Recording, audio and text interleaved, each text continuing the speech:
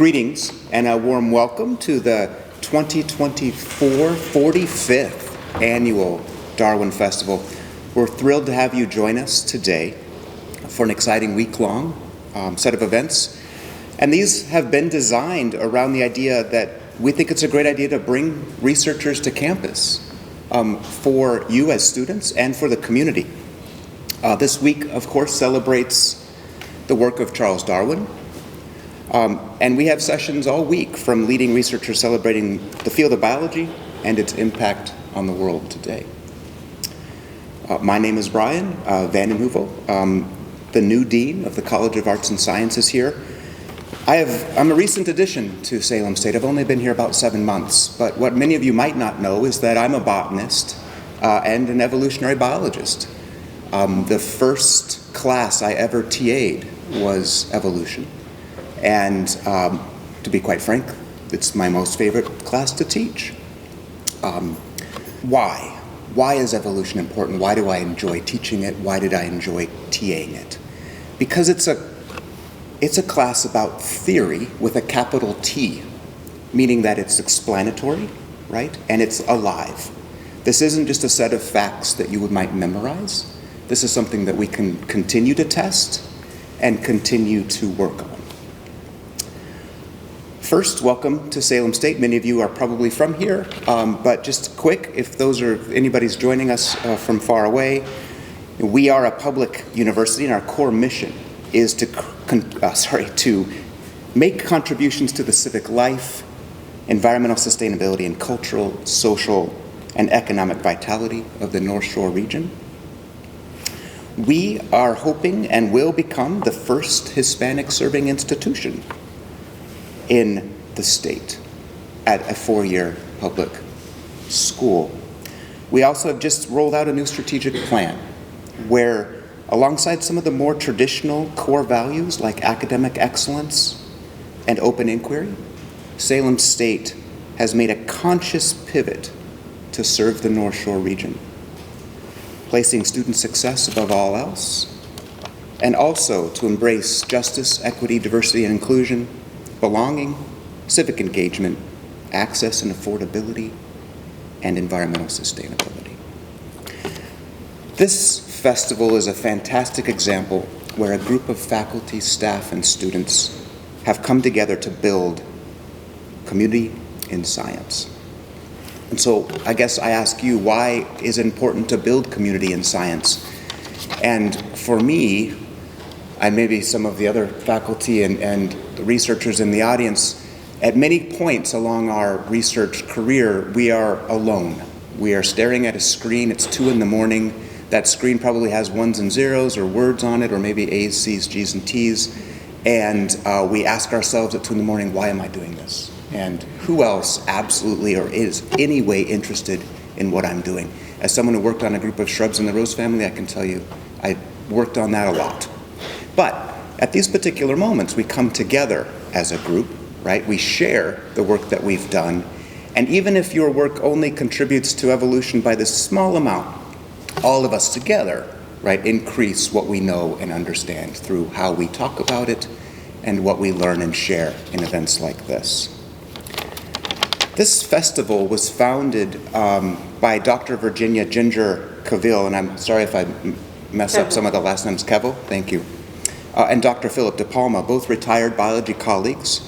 It was created to supplement a course that we still have on the books, Biology 124, Human and Social Biology. Ginger is still with us and potentially watching. Unfortunately, Philip passed away some years ago. Ginger's been described as the energy behind this festival, and she passed the baton to Susan Case, who ran it for many years before she too retired about 5 years ago. Dr. Ryan Fisher gave me a list of every talk that's been given at the Darwin Festival over the past 44 years. Over 600 talks have occurred with some fairly famous names like Lynn Margulis, who gave a talk in the very first year in 1980 entitled The Evolution of Cells. What's more amazing is that she came 8 more times over the next 18 years. So I'm excited by our lineup today. I wanted to highlight a few talks today by our alumni and I'm going to mess up some of these names as well. Dimitrios Pelikoudras. On Tuesday afternoon, Dimitrios is currently a research scientist at Sanofi. Sarah Stanhope is giving a talk on Thursday afternoon. Sarah is currently a PhD candidate in biochemistry at Purdue. And Ellen Akampong on Friday morning. She's giving a talk, and Ellen is currently a PhD candidate at UMass Medical. So I want to thank our main sponsors today, the Charles Albert Reed Trust, Thermo Fisher Scientific, and the College of Arts and Sciences. I also want to thank the Darwin Festival Committee. That would include Jason Brown, Juditha Burstead, Jennifer Carr, Ethel Gordon, Paul Kelly, Laura Laranjo, Thea Popolizio, and Nelson Scott Gale, and Ryan Fisher. So once again, thank you for coming to Salem State today and attending the 45th Annual Darwin Festival. All right, so without further ado, let me introduce our guest, Dr. Peter Buston. He completed his Bachelor of Arts degree in zoology at Oxford University and his PhD at Cornell University, where he studied neurobiology and behavior.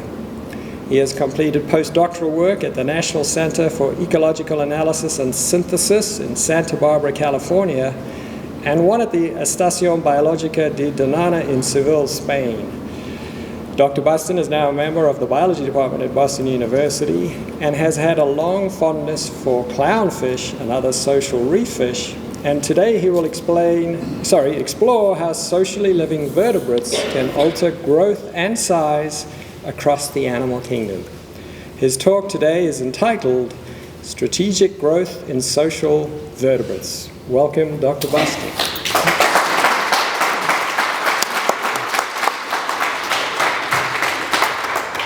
Thanks very much, Ryan. Strategic growth in social vertebrates. So I think Brian said it nicely, this idea, your dean said it nicely, this idea that evolution is, the study of evolution is really a very active science. It's not something that stopped with Darwin in the 1800s, and all the work you'll hear about today has all the empirical work you'll hear about today has really been developed in the lifetimes of the students inside this room. So our understanding of what vertebrates, animals with a backbone, can do with their bodies in response to changes in social context has really transformed in the last 20 years or so. So I want to start talking about phenotypic plasticity, and it's simply the ability of a genotype to express different phenotypes in response to variation in environmental conditions. So you might know this quite well from plants growing in light or dark environments. They express different phenotypes. But there's also classic examples like these animals, this water flea, that can produce the normal morph on the left, or in the presence of predators, it can produce this helmeted morph that you see on the right, which makes it harder for the predators to consume. And so evolution has selected for individuals that are able to produce these two different morphs in different contexts, because it maximizes their survival and reproductive success. For phenotypic plasticity to evolve, there are sort of 5 key conditions. First, individuals experience variation in environmental conditions, such as the presence or absence of predators. Individuals can produce alternative phenotypes. That's to say their genotype has the capacity to produce 2 different phenotypes. The relative fitness of those phenotypes varies with the environment, and individuals can reliably assess or predict the environment such that they know which phenotype to produce. And then finally, the least studied aspect is that the ability to switch phenotypes is heritable. Now, there are well-known examples of adaptive plasticity of vertebrate growth, size, and form in response to ecological conditions. And 2 of my favorites, because they change the way we think about what vertebrates can do with their bodies, is these 2 organisms that can shrink in response to changes in the environment. So common shrews, seen here on the left, and marine iguanas, shown here on the right, can reduce their body size in anticipation of low food availability to avoid starvation. So the shrews on the left shrink their brain case and their brains quite dramatically, and the marine iguanas can shrink skeletally, like their whole spine, whole skeleton gets smaller in response to El Nino. Examples of adaptive plasticity of growth and size in response to social conditions are less well known. Yet highly social vertebrates, such as the mole rats on the left and the anemone fish on the right, can change size in response to fine-grained changes in social conditions. And that's what we'll talk about today. And I hope it'll just make you rethink everything, even about your own height. So I'm going to talk about 4 case studies, which we included in this review, which you can look up if you want. We're going to talk about strategic increase of growth and size in males, strategic increases of growth and size in females, strategic increase of growth and size in non-breeders, which are found in some cooperative breeding animal groups, and then strategic decrease of growth and size in non-breeders. So let's talk about increases of growth and size in males first. So I want to introduce you to this fish, the cylindrical sandperch. And this forms groups composed of a male and 1 to 10 females on coral reefs in Australia. The male is the largest individual in each group, and the females are smaller. Okay? And if the male dies, the largest female changes sex, and she replaces him. This we've known for a while. But we haven't known so much about what goes on with their growth. And Stephen Walker and Mark McCormick performed an experiment where in the field they removed males from 11 groups of various sizes, and they measured the growth of the remaining individuals. They did a similar thing in the lab. Males were removed from 5 monogamous and 5 polygynous groups. That's 5 groups where there was just a single female and 5 groups where there were multiple females. And the growth of the remaining individuals was measured. This is the key result from their paper. So in panel A, we have initial size on the x-axis and growth on the y-axis. And the growth of the males is shown in the black dots and the females in the white dots as a function of their initial size in the field. And so essentially what you can see is that as the fish get bigger, their growth declines, which you'd expect. But you can see that the individuals that change sex to become male, the black dots, grew much more than the individuals that didn't change sex and remained female. I would love a laser pointer. Thanks so much. Look at that technology. All right. In panel B, we see the growth of males and females as a function of polygyny potential. That's the number of females remaining in the group in the field. So what you can see is that the white dots, the females' growth is independent of the polygyny potential. But the growth of the males, those individuals that change to become male, is strongly related to the polygyny potential. And essentially, the individual that's sex changing and becoming male grows more when there are more females in the group left to defend. And a very similar result is shown in the lab. Here you can see the growth, the monogamy potential group and the polygyny potential group. The white bars are the individuals that remained female, and they grew very little. The black bars are the individuals that changed to male. The one in the monogamy group grew more than the remaining females, but the one in the polygyny group grew much more than the male in the monogamy group. This is another way of sort of showing this result, just to sort of give you an idea of what's going on. Essentially, you have groups here where you have 2 females and the male is left here, and these 2 females grow very little. You have a similar setup, but the male is removed. One of the females changes sex, and she grows quite a bit. Then you have a polygyny group where you leave the male present, and these 4 females all grow very little. And you have a group where you remove the male, and suddenly one of these females grows a lot to become the male. So this growth response is fine-tuned to the polygyny potential, and some individuals do not engage in the growth spurt. And this really rules out the possibility that this is some sort of predetermined growth trajectory. Okay, it's not just that these individuals have reached a certain age and now they're growing a lot. It's that they're responding to the social context. And the same patterns are found in the lab as in the field. And in the lab, all the individuals are fed ad libitum, so until they're satiated. And this rules out the possibility that the difference in growth are different due to differences in food acquisition in the field. Essentially, these individuals who are growing a lot are converting food into body mass in a different way from the other individuals. So to conclude, then, in these fish, the sex-changing individual increases in length more than the non-sex-changing individuals, and increases in length more when there are more females in the group. Okay. And the magnitude of the growth spurt is likely adaptive because the number of females in the group likely reflects the benefits and costs of maintaining dominance. Okay? Any questions on that one? I'm happy to take questions as we go along.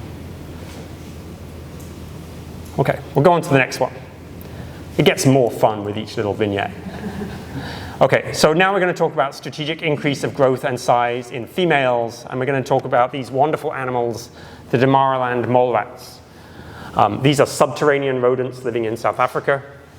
And they form groups composed of a single breeding pair and a number of non-breeders. These are cooperatively breeding groups where the non-breeders help the breeders. The dominant breeding female monopolizes all of the reproduction in the group. She's the only female breeder in the group. If she dies, she's replaced by one of the non-breeding females. Okay?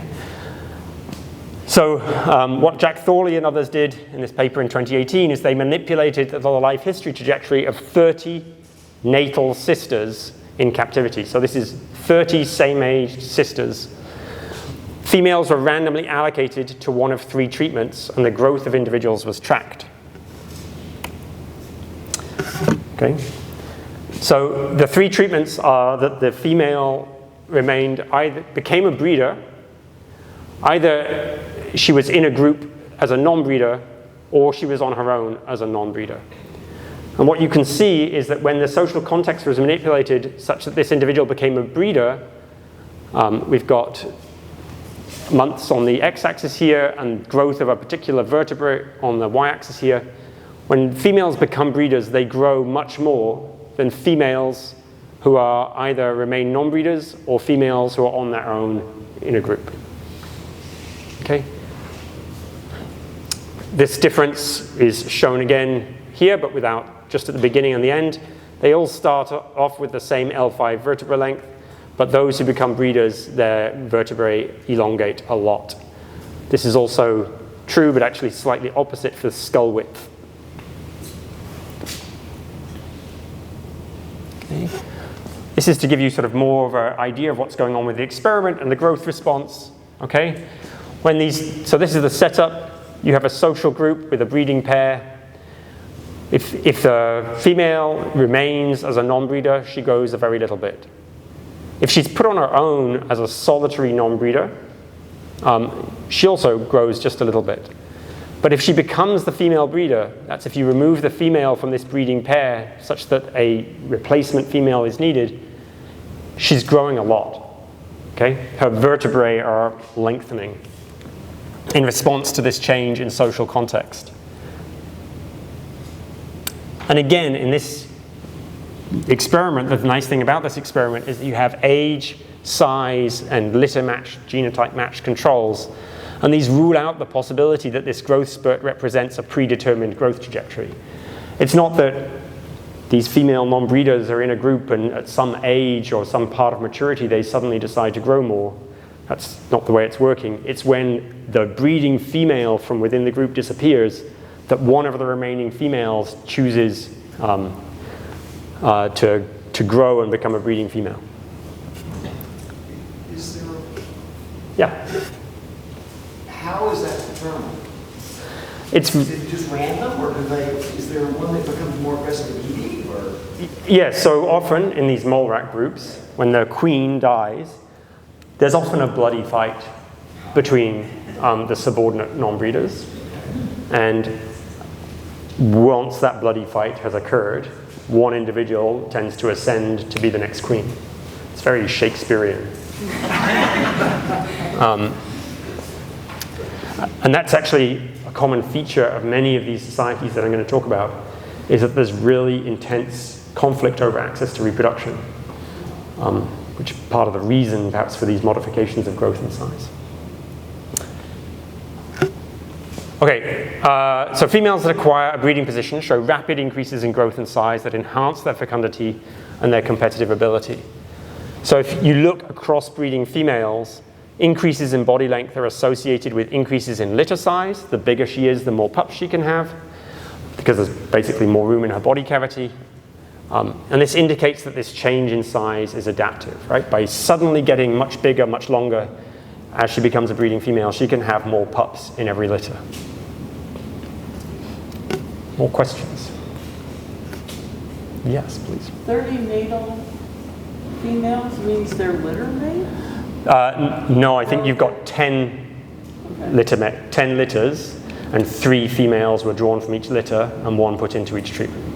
Thanks for clarifying that. Okay, so that's, sorry, did you have a question down the end there? No. Okay.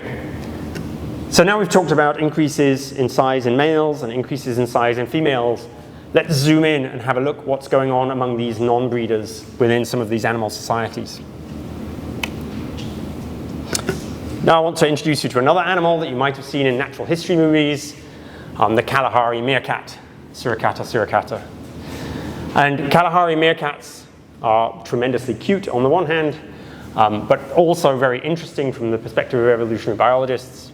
They form groups composed of a breeding pair and a number of non-breeders, just like the mole rats. Again, access to reproduction is dependent upon rank, which is dependent upon body weight. And so you can imagine that there's strong selection on non-breeders for growth strategies that maintain or increase their rank. Okay. So Elise Houchard and others had this really lovely paper in 2016. And here what they did is they manipulated the growth of non-breeders in 14 groups in the field. They provisioned, basically in these groups, they had control groups which had size-matched same-sex reproductive rivals, and they had experimental groups that had size-matched same-sex reproductive rivals. And in those experimental groups, they provisioned one of those size-matched individuals with extra food, and these were called the challengers. And you can do this in meerkats because they're habituated, and so they provided these challengers with a boiled egg every day. The meerkats took that down. That's a lot of protein for a small mammal like this.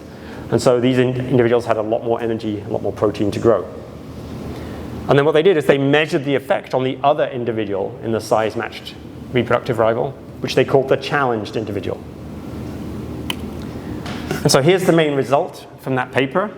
You've got control size-matched individuals in other groups. Then you've got the challenger who got fed the extra egg, and the challenged who didn't get fed the egg. And you've got their growth over the time period of the study. And what you can see is that both the challenger and the challenged grew more than the controls. Okay, but what's really interesting is the challenger grew the most, as you'd expect. They were fed all this extra protein.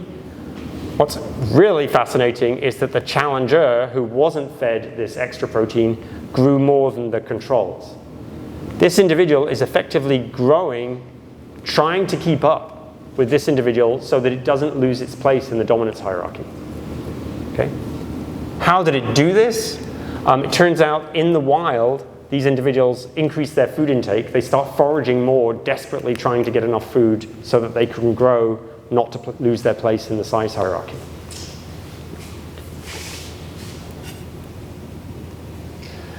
So here's just a little bit of a visual, just to sort of reinforce what's going on here. You have these size-matched same-sex reproductive rivals in control groups, and nothing was done with those groups, and those individuals grew a little bit over the time period of the study. Then you have these experimental groups, the same size-matched same-sex reproductive rivals, but you feed one of these an egg every day, and it grows a lot. Thank you very much. And this individual, in response to this individual growing, tries to grow to keep up, so that it doesn't lose its place in the size hierarchy. Okay? Remember, the only individual that gets to breed in these groups is the largest female.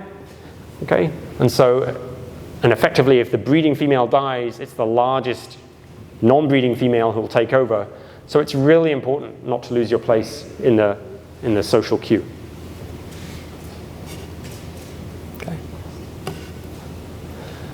And again, comparisons with appropriate experimental controls reveal that the changes in growth are not just a consequence of some predetermined growth trajectory. All these individuals are the same size and age, but they're growing differently in response to differences in social context. Okay?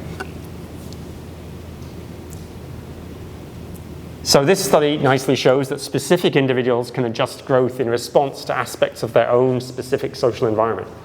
It's not everybody in the group that's responding to this challenged individual getting an egg. It's its size-matched reproductive rival. That's the only individual in the group that's responding. And these growth strategies are likely adaptive because they'll maximize the individual's chances of retaining their social rank. Yeah, that's a great question. Once we've established dominance, do we have this sort of continual challenging? And no, what seems to happen in these groups is that you'll have a conflict. One individual will grow and achieve dominance, and then everything sort of settles down. And the way we think about it is that underlying conflict is always still there, but nobody fights because of the size differences. Okay? And so it's only when the dominant breeder disappears, and now you have lots of individuals of similar size who could become dominant, that they sort of fight it out. One grows, and then it all settles down again. Thanks. Yes, please. Is it just musculoskeletal growth, or is it overall proportional growth? Everything grows.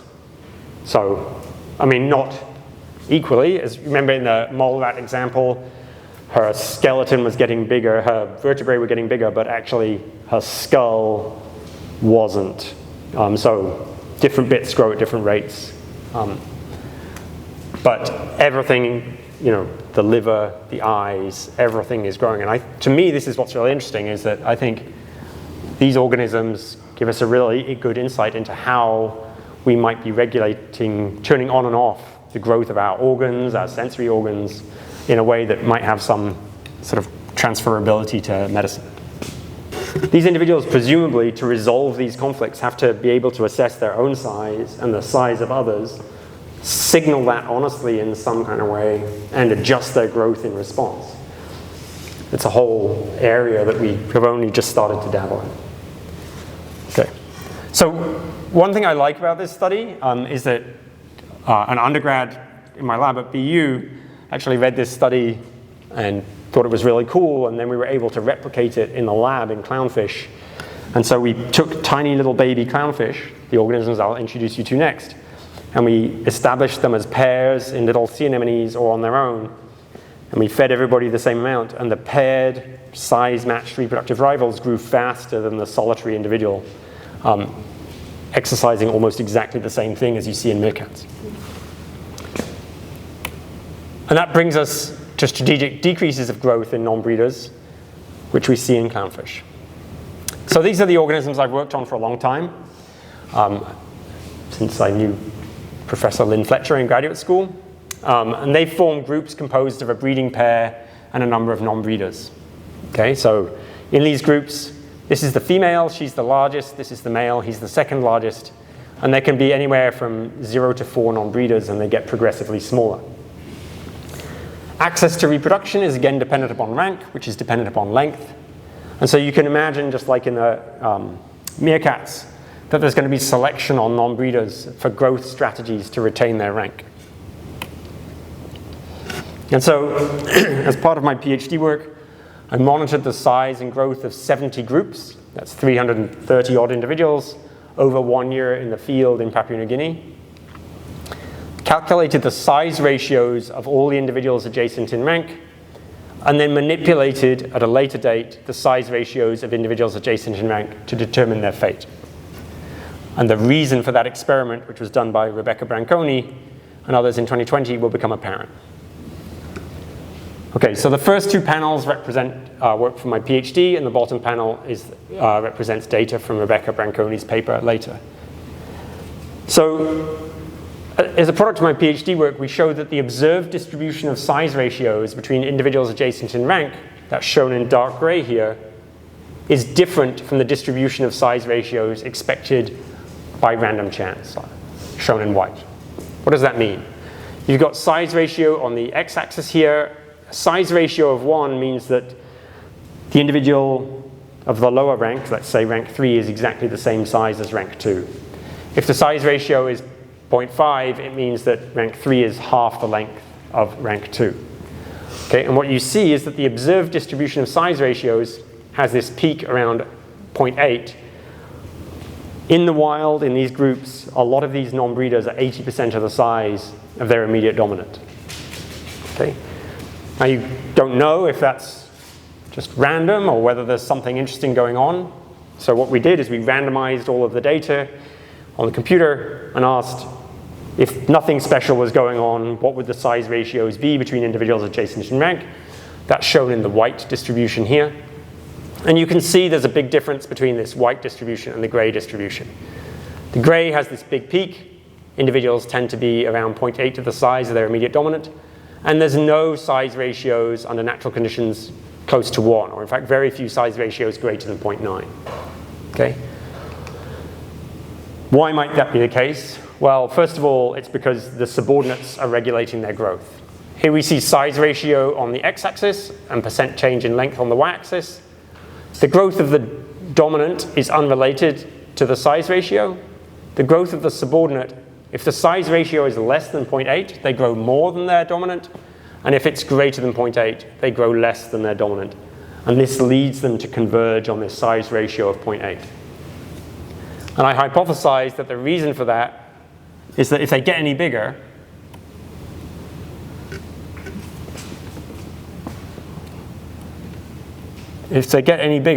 their dominance will evict them.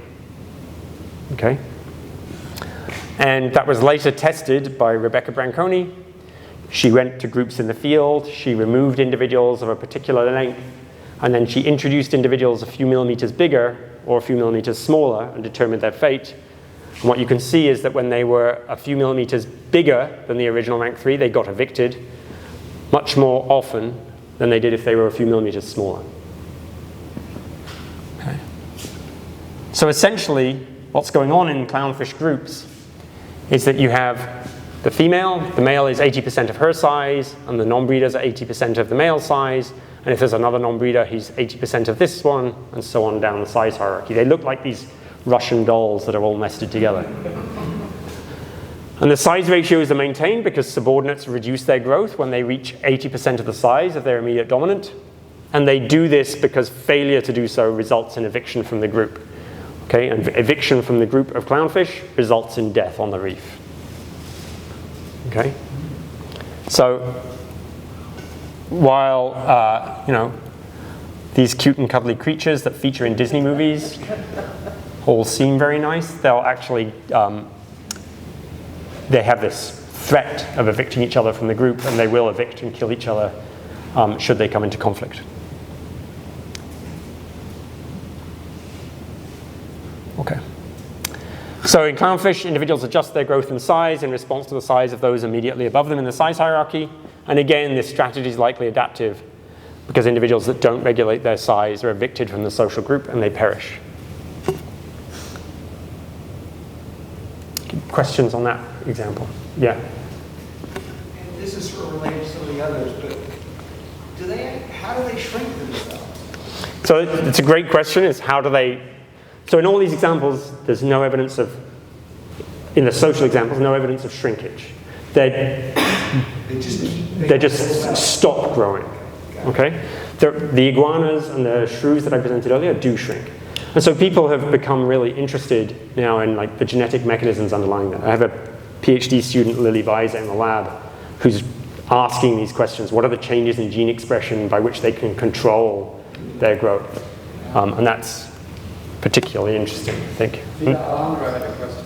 Yeah. So these animals they're reacting to some sort of competition, which is making them, do they consciously make the decision to grow themselves? And is there a genetic limit as to how much any individual fish or animal can just grow? Yeah, so that's a great question. I always sort of shy away from consciousness and either assume everything has consciousness or nothing has consciousness because it's all on some sort of continuum. At some level, they have to receive the information that they're in conflict with somebody, some other individual in the group. That information has to be processed, and then hormones have to be adjusted and genes have to be turned on and off. Whether that's any more or less conscious than any of the decisions you or I make, I don't know. Great question. So let's wrap it up. What I want you to take home is that highly social vertebrates can change their size in response to fine-grained changes in social conditions. And these social conditions include the opening up of a breeding opportunity, the size of a rival, which affects specific individuals, not all of the individuals in a group. And strategic growth, as we call it, is occurring when ideal conditions for phenotypic plasticity are met. So at first it seems like a sort of a mind-blowing phenotype, but then you think hard about it, and actually it's quite reasonable. These individuals are experiencing variation in social conditions. Individuals can produce alternative growth and size phenotypes relatively easily, like adjusting your growth isn't as hard as adjusting your sex. Relative fitness of alternative phenotypes varies strongly with social rank. You don't want to lose social rank or come into conflict. And in these groups, social groups, which generally are quite stable and involve long-lived organisms, individuals can reliably assess their current or predict their future rank. So they can assess the outcome of changing their phenotype. And there's likely been convergent evolution on strategic growth across social vertebrates sharing similar social conditions. So there's some really interesting evidence from great apes, other naked mole rats, other coral reef fishes, and all of these sort of little bits of evidence seem to come from social settings where reproductive competition is really intense, where just a few individuals in the group get to breed, where access to reproduction is based on size, and the social settings that are stable and consequently predictable. Okay, if you want to read more about this, we have this review just last year which cites all of these cool empirical studies. There's also some little paragraphs in here on reptiles and amphibians and birds and humans and plants. So a little bit for everybody in there. And with that, I'll wrap up. Thank the universities that supported us and our funding agencies, National Science Foundation and the European Research Council. And with that, take any questions.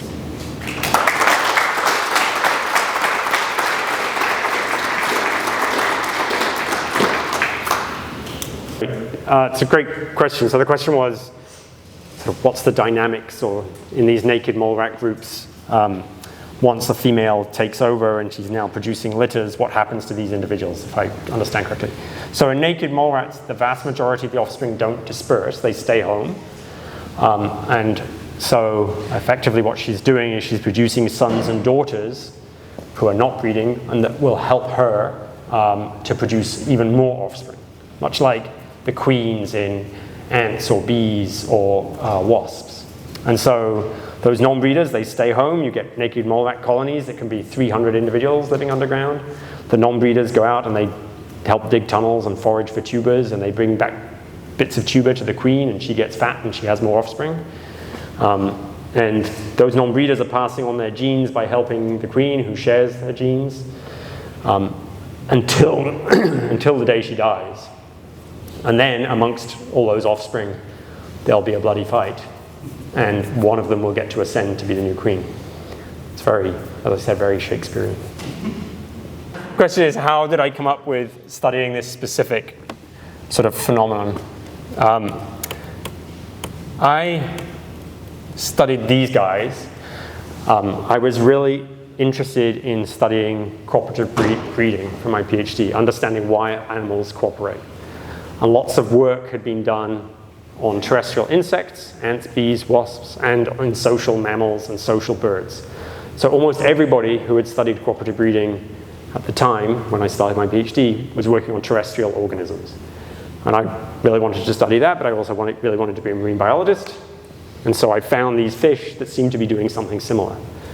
And so I studied them, sort of classic questions that people would study from a cooperative breeding angle, like, why do these non-breeders tolerate this non-breeding situation? And it turns out that they tolerate because eventually they inherit the breeding positions and things like this.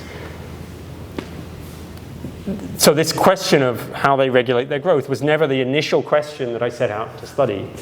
I just had this really mind-numbing growth data set that was doing my head in and extended my PhD by a year or two. And eventually, it was really reading this paper on marine iguanas that they could shrink that I suddenly realized that actually these individuals could be manipulating, adjusting their own growth into those around them, and then wasn't what I initially set out to study, but by this serendipity of having this amazing data set, reading this paper on another organism, put two and two together, and it became sort of the most novel and transformative bit of my PhD, even though it's not what I set out to study in the first place.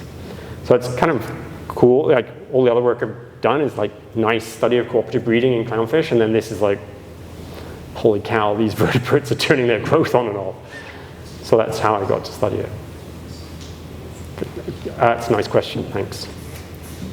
Pete, the bird that came to mind during your talk was the acorn woodpecker, and they live in a group like this with one breeding female. Yeah. Have these been studied in this way? Yeah, so it's interesting. Lots of people have studied these social systems in birds, cooperative breeding birds. There's hundreds of studies, and nobody has really turned up this sort of growth regulation in birds. And Tim Clutton-Brock and I, who wrote the review, sort of suggest this might be because of, could be one or two reasons. Either it might not be happening in birds because of the sort of constraints imposed by flight, or because of the constraints imposed by flight, it is happening but on a much finer scale and people haven't detected it. There are two places we think it might be happening in birds, and one is amongst nestlings within the nest. So there's some evidence that nestlings can adjust their growth and size in response to sibling competition, or cowbird eggs, like cuckoo eggs that are laid in a nest, they'll develop faster and grow bigger depending on the host they're laid with. Okay, so they're adjusting, the cowbird is adjusting its growth and size in response to the host that it's laid with. The other place we think it might be happening in birds is in ground-living birds like bustards, which seem to have sort of growth forever, and they live in these leks, and they sort of inherit positions within the leks. But to date, there's no sort of good experimental evidence for this phenomenon in birds. Yeah, two great questions. So there's,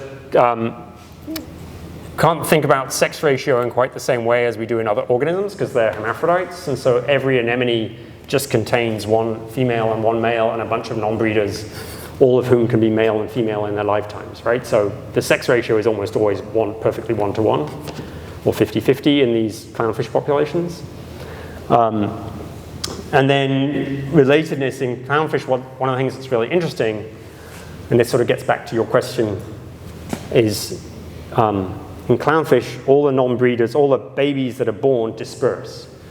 So unlike the naked mole rats, where all the babies that are born stay in the group and you have a group of related individuals and it's a tight-knit family group, there a process called kin selection can operate, so the individuals will help their relatives because they contain their own genes. In clownfish, everybody moves away, and so this whole social system operates without any kin selection. And so it's interesting to see the similarities between clownfish and mole rats and understand what can and can't evolve in the absence of kin selection. I think there's probably like a good size for the dominant breeding female meerkat to be, and the subordinates under normal conditions probably don't want to get too close in size to her because just like in the clownfish, they'll start having conflicts with her. And so there's some sort of harmonious status quo where they're sort of happy to be similar in size, smaller than the female, but then you start feeding the challenged individual. Now the challenger has to try and keep up, but the challenged individual also probably can't get as big as the dominant female because otherwise they'll come into conflict with that dominant female. So had the experiment continued, it would have been interesting to see as the challenged individual approached the size of the female, the breeding female, how she reacted, which wasn't done. But when we've done that in clownfish, that experiment where I take individuals out and I make them a little bit bigger experimentally, they come into conflict with the one above them, and the one above them evicts them from the group. And evictions do occur in meerkats as well, so I'm guessing some similar process would happen. Great question. Oh, you go. What about the males? Is there competition? What about the males? Is there equal competition? Because this is all about females, but, you know, there's guys competing too for mating with the dominant female, yes? Yes, so I can't personally speak to what's going on with the males in meerkats because I haven't seen anything written on that yet. But in both the meerkats and the naked mole rats, it's really the females that dominate the society. So yes, there are males who are mating with the female dominance, but it's the female who seems to have control over what's going on in the group. In the naked mole rats, because she's very much bigger even than the dominant males. And in clownfish, everybody's going to be male and female in their lifetime. And so the male in clownfish is doing all the parental care. He's looking after the eggs. But he also remains much smaller than the female because if he gets much bigger, she'll beat him up as well. So there are these interesting societies where, and actually they're interesting because they're vertebrate societies that are matriarchal where the female dominates, just like in the ants, bees, and wasps where you have female queens who dominate. So it's an interesting commonality among all the groups. But the males are dispersing into the colony, or? So in clownfish, everybody disperses in. Yeah. In mole rats, in naked mole rats, there are some dispersers, but actually lots of the males are retained at home, and there's a lot of inbreeding within naked mole rats. So they're highly inbred. But there are also the occasional individuals that do disperse. Yeah. So occasionally, when there's a breeding vacancy, an individual from outside comes in and steals that vacancy. Okay? This means there's much less incentive for all the individuals within the group to regulate their growth because they can have their inheritance usurped. Because of that, they all tend to grow a bit more. Because of that, there's a lot more conflict. And so this interesting change in the ecology that means individuals can move a bit more results in more social conflict within the group. What's really interesting, also a little bit sad, is that the females in these groups, occasionally the group gets so big she seems to lose control.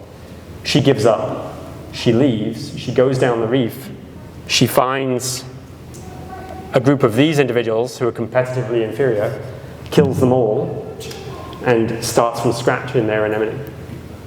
Wow. So it's Ruthless. It's pretty ruthless in clownfish world.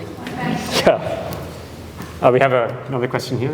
Go ahead. I wasn't sure if you can say it or not, but because you had 4 organisms that you guys studied, were there other organisms that you had originally looked at but didn't conclude any significant data to more so? Yeah. So we in this review we focused on these 4 organisms, which were the sort of best experimental case studies of males increasing their growth, females, non-breeders, and then non-breeders decreasing their growth. In each of these cases, there are other examples of organisms doing the same thing, which we provide evidence for. So this isn't all our work, this is work we've reviewed, right? So there are other organisms that are experimentally shown to do the same thing. For instance, clownfish juveniles do the same thing as meerkat juveniles. Naked mole rats and Damaraland mole rats do something similar. And then there's lots of sort of tangential evidence that this might be occurring quite broadly, but people just haven't done the right experiments in the right way to be absolutely convinced. For instance, in humans, no, you can't do the experiments, right? So that's a great question. What happens to these evicted individuals? So in the tropics where we work, all of the anemones on the reef are occupied by territorial residents. So the habitat is completely saturated. And so that means that evicted individuals have nowhere to go. So they will try and search for an anemone and they'll probably get eaten on the way. If they turn up, if they do make it to another anemone, the residents there will keep them outside of that anemone's tentacles, and you have a standoff that lasts for a day or 2 until it gets eaten. So this is why this threat of eviction is such a powerful threat in these groups, because it equates with death effectively. That's a great question. How, if I understood, how does this get done, right? sort of the question. So